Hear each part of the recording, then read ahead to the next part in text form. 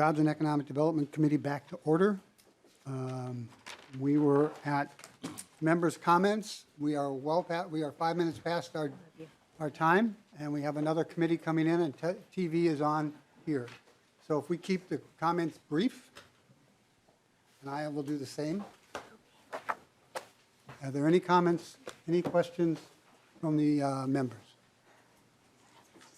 Representative Baker, I think, had his question. Baker. Yeah, I'm good. Mr. Chair, thank you. Again, I just wanted to appreciate the conversation today.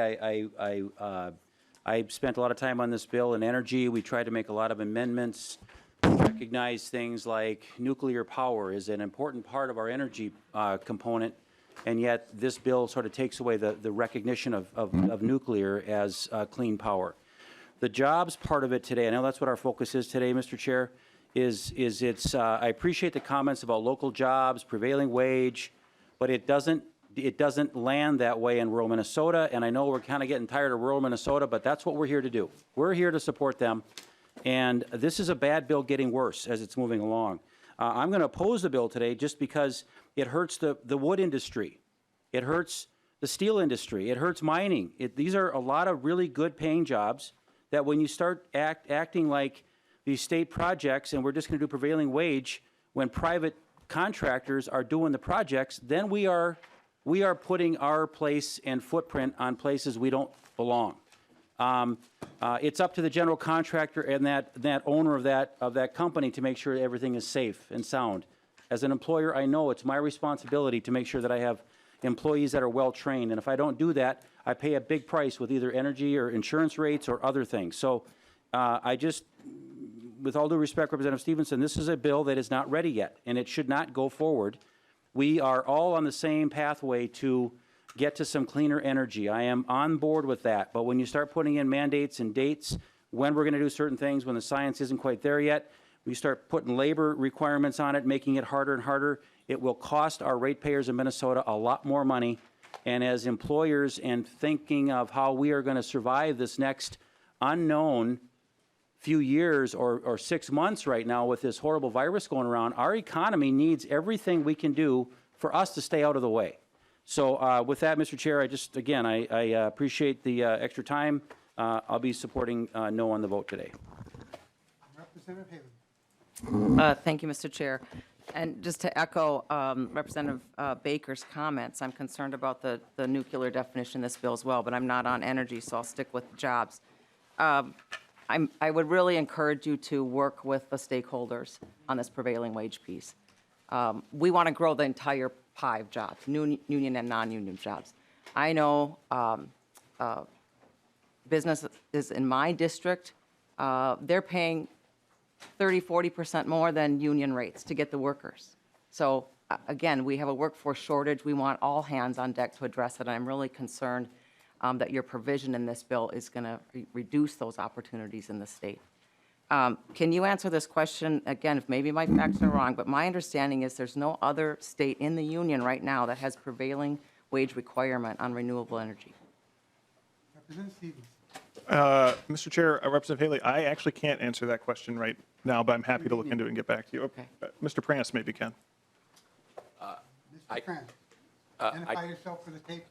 Kevin Pranis on behalf of LIUNA, Minnesota, North Dakota. I can say that it is not unprecedented to have prevailing wage requirements on utility work. Examples, New Jersey has prevailing wage requirements. There's actually a bill right now in Maryland that we think is actually fairly likely to pass that covers utility work. So there's New York City has requirements on utility work, and so it's not at all unprecedented. Mr. Chair, follow up. One. I would encourage you to the author to look into that, because my understanding is that we would be the first in the country on renewable projects and also on private projects. So this is a step that I really don't think we want to take. I think it's a job-hurting bill, and that you need to go back and do some work on it. So thank you. Representative Dabney. Thank you, Mr. Speaker. And I share some of the concerns about the economy going forward. I think the proper response is to make sure that Minnesotans are employed. Representative Stephenson, thank you for the bill and the provisions that were added today because it not only makes sure that we're building the energy future that we need, but that Minnesotans are building the energy future that we need. Any other questions? Comment. I will say a few things, and then I will turn it over to the author for last comments. I agree, this bill is not done. It has a lot of things that's going to have to get my vote on the floor. I will vote to get it out today. The nuclear is an issue for me.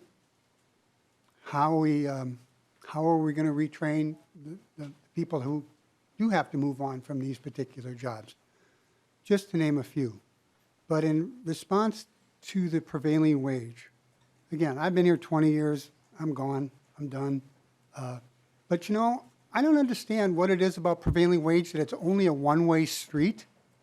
Always getting rid of it, always getting rid of it, always getting rid of it, always lowering the wage of working people. Why do we hate prevailing wage or good wages for people that we represent? You represent one owner and 25 workers. What's the problem with trying to help the 25 workers? So I wish the prevailing wage was stronger. I wish it had better wording.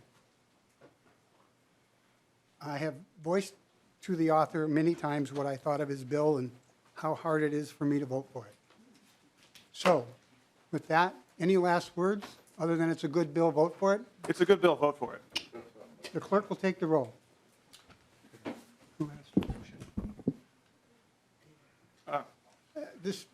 The author should make that motion. I will make, first, Mr. Chair, reading from the script, nonpartisan committee staff is authorized to make any technical changes necessary to reflect the will of the committee, or I move.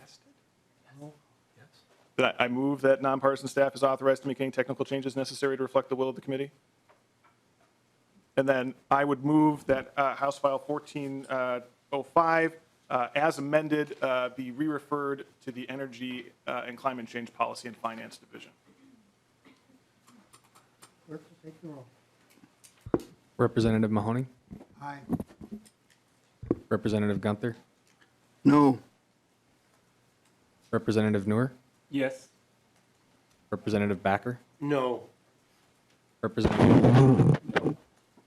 Representative Claflin, Yes. Representative Davney, Aye. Representative Eklund, Representative Haley, No. Representative Hassan, Yes. Representative Cagle, Representative Kosnick, No. Representative Mecklin, No. Representative Moran, Aye. Representative Robbins, No. Representative Stephenson, Yes. Representative Sundin,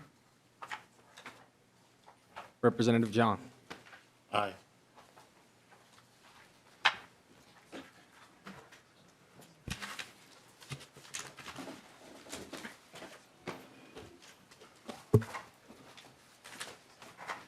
Nine to 7, the ayes have it. I'll make that announcement.